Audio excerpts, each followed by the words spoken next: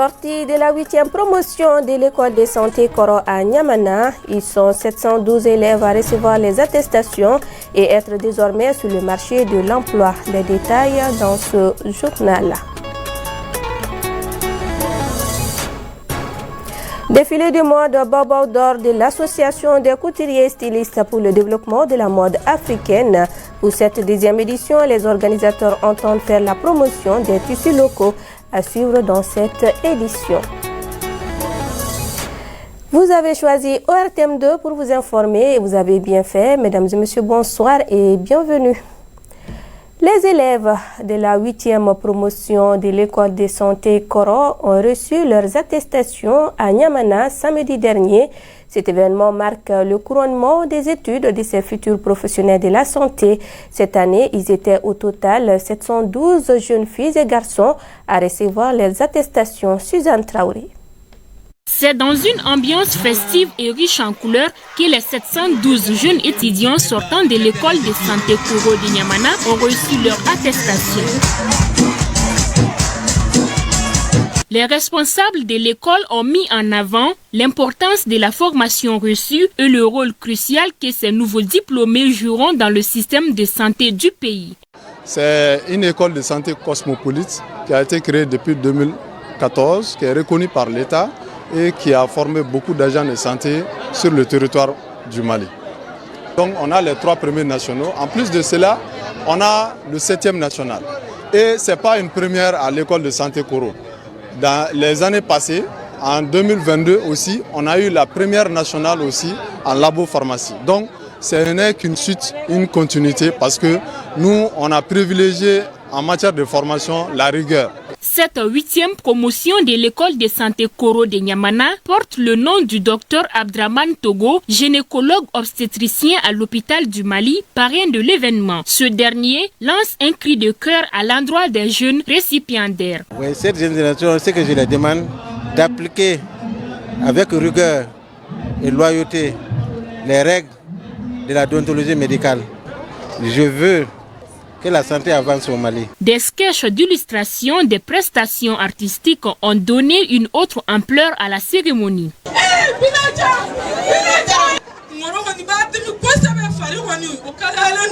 Nomoro Sanata Diabaté, sage-femme novice, nous partage ses projets futurs avec un grand sourire aux lèvres. Toute contente aujourd'hui, je rends grâce à Dieu. Je compte travailler, surtout, si je peux. Diminuer le taux de mortalité des femmes et des enfants. Être là pour les femmes, les aider, les conseiller pendant la grossesse, pendant l'accouchement, dans les suites de couches et pendant l'allaitement aussi surtout. Être une femme ne veut pas dire que tu ne peux rien faire. On va réussir, Inch'Allah, on va réussir aussi. L'administration de l'école de santé a saisi cette occasion pour émettre des attestations de reconnaissance aux partenaires et au corps professoral. Cette cérémonie marque la fin d'un chapitre, mais aussi le début d'une aventure passionnante au service de la population. Et l'Association des couturiers et stylistes pour le développement de la mode africaine a organisé samedi 8 février 2025 un défilé de mode dénommé Bobo d'or. Valoriser les tissus africains, c'est le thème de cette 10e édition. Les organisateurs entendent faire la promotion des tissus locaux. Mariam Koulibaly.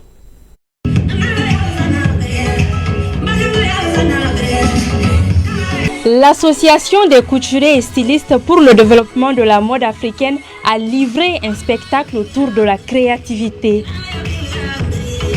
Ce sont au total 13 collections qui ont été présentées avec des touches typiquement africaines. Stylistes, créateurs ou tout simplement amoureux de la mode ont pris part à cet événement qui valorise les tissus locaux, des tissus considérés comme facteurs d'identité culturelle.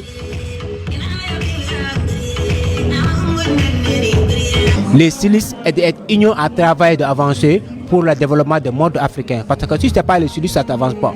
Voilà l'objectif de l'événement, pour sensibiliser les stylistes à avancer dans la mode. Voilà, 30 personnes. Pour honorer les ressources de la mode. Voilà, comme Tanti Marikaba, comme M. Idi Kamara, voilà, comme M. C. David Keita. Ils ont fait beaucoup de choses dans la mode. On est là pour eux, pour leur montrer que voilà, leur présence dans la mode, ça nous fait plaisir.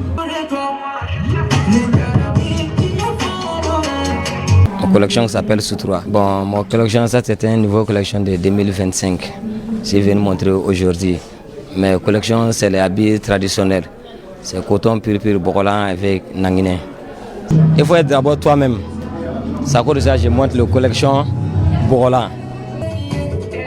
En plus des créateurs maliens, la styliste Aminata Touré de la Côte d'Ivoire a émerveillé plus d'un avec ses créations, des tissus mélangés avec du jean. Ma collection est constituée exclusivement de tissus teintés. J'aime bien sortir avec des modèles uniques, d'où l'idée de mélanger ces tissus avec des jeans. Je suis très ravie de prendre part à cet événement. J'ai reçu un accueil très chaleureux au Mali. J'aime beaucoup la mode. J'aime bien me parer avec de beaux habits.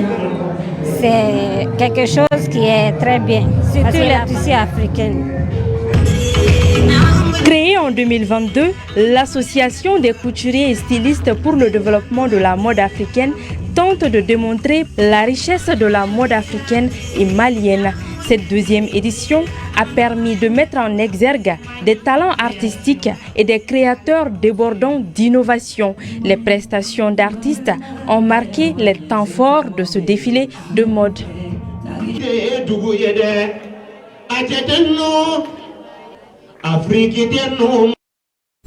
Et place au sport à présent, le centre de karaté Camaras Club a soufflé sa 9e bougie. C'était à Daoudabougou sur le terrain de basket en commune 5 du district de Bamako. L'activité a mobilisé les amis sportifs et les amoureux du karaté. Aïssata Dito Kumbakane nous fait le point. Dans une ambiance riche et colorée, ce 9e anniversaire du centre Camaras Sport a fait vibrer le terrain du basket de Daoudabougou avec les pratiquants du karaté et sympathisants du club. Ce public connaisseur, tout comme les curieux, ont apporté leur dose d'ingrédients à ces spectacles exceptionnels qui illustrent le travail et l'engouement pour l'excellence dans cet art. Nous avons créé ce club le 27 mars 2016. Et au début 2016 à maintenant, nous avons participé à toutes les compétitions, que ce soit championnat national et international. Nous avons été vraiment médaillés, soit médaille d'or ou argent. Bon, souvent médaille de bronze. Sinon, la plupart des cas, nous sommes champions du Mali ou champions d'Afrique. C'est pourquoi vous avez ces coupes et les médailles là. Tout ça, c'est le résultat du travail abattu durant ces 9 ans là. Nous attendons que les gens comprennent que les gens voient d'abord ce que nous faisons, voir c'est quoi le karaté, c'est voir l'importance. Vous-même, vous venez de voir les enfants, ce qu'ils viennent de faire. Vraiment, c'est impressionnant. Montrer tout cela aux gens que vraiment, faire les arts martiaux, c'est important, surtout au niveau des enfants. J'encourage beaucoup M. Chaka Kamara pour son travail, ce qu'il fait pour nos enfants. Oui, je lui remercie infiniment. Le programme de cette fête, taillé sur mesure, n'a rien laissé au hasard. Des démonstrations de kata avec des pratiquants, les gâteaux de circonstances et une remise symbolique des cadeaux aux partenaires de l'événement. Vivement le 10e anniversaire de ce club qui cultive l'esprit olympique à travers les arts martiaux. Le terrain de football de la cité des infirmiers de Kinzambougou a abrité la finale de la Coupe Solidarité des jeunes. Il s'agissait à travers cette compétition de rassembler les jeunes pour la paix et la cohésion sociale. La rencontre a opposé l'équipe Orange Monnaie au FC Barou. C'est l'équipe Orange Monnaie qui a remporté la coupe par le score de 2-0. Le résumé du match avec Omar Enza Traoré. Pour cette 16e édition de la finale de la Coupe Solidarité des jeunes, organisée par l'association Solidarité Action Plus, deux équipes de Misra se sont affrontées pour le trophée du tournoi. Il s'agit de l'équipe Orange Monnaie, vêtue en blanc, et le FC Barou. La présente affiche est placée sous le signe de l'amitié et de la fraternité entre les jeunes. Alors, la finale n'a pas un autre grand esprit à part celui de pouvoir réunir les jeunes comme notre association, le slogan le dit, Ensemble pour la jeunesse. Donc nous sommes une association solidaire. Alors à travers la compétition qui s'achève, nous disons à tous les jeunes du Mali de s'impliquer, de venir vraiment prendre leur part et ensemble nous allons construire ce pays. Après les formalités d'usage, place au jeu. L'équipe Orange Money ouvre le score dès la première période. Malgré des occasions en faveur du camp adverse, ce score restera inchangé. En deuxième période, les Blancs intensifient leur suprématie sur le FC Barou en inscrivant un second but. 2-0, c'est le score final de cette rencontre. Le capitaine de l'équipe vainqueur salue l'exploit de ses hommes. Vraiment, donc c'est la même famille. Je suis très content. Je salue l'exploit de mon équipe. Nous avons joué techniquement. Cela a été notre secret. Je ne peux que remercier mes camarades pour leur effort. Je demande à mon équipe de continuer sur cette lancée. Bon, vraiment, donc, vous féliciter donc on va continuer.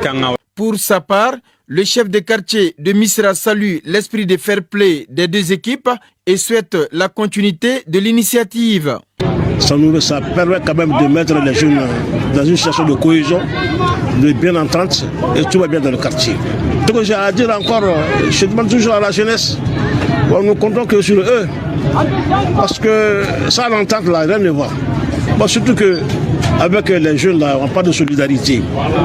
Qui parle de solidarité, parle d'entente. Au chapitre des récompenses, le meilleur joueur et le meilleur buteur du tournoi ont reçu chacun une enveloppe.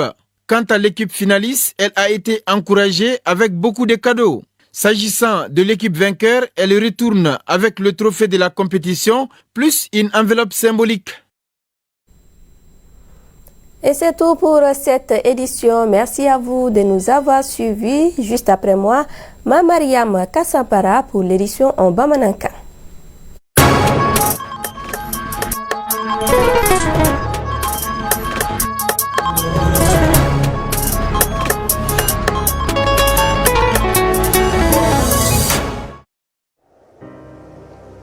Azima!